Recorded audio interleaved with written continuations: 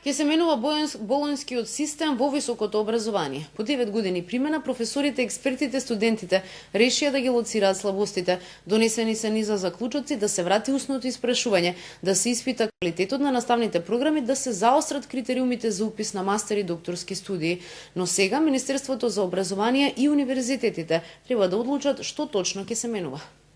Да се врати устното испрашување, да се заострат критериумите за упис на мастер и докторски студии, да се испита квалитетот на диспрезираните студии, да се чуе гласот на студентот.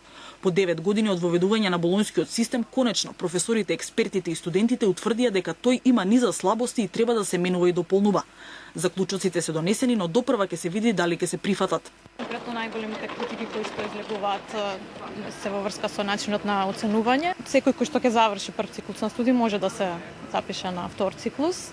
Она што беше претходно, постоја критериуми во поглед на просекот кој што студентот го добил. Поминуваат студенти во наредни години кои што немаат искуство во научно-истражувачка работа. Студентите многу лесно добиваат диплома преку тестови за окружување, но свесни се дека тука нема квалитет и тие бараат промена на болонскиот систем. Мислам дека треба да се промени бидејќи не излегуваат квалитетни кадри. Особено направен, значи тој системот за заокружување. Еден студент на среќа само го поминал, ги заокружил тестовите на среќа и положил, така да веројатно треба малку да се зголемат критериумите.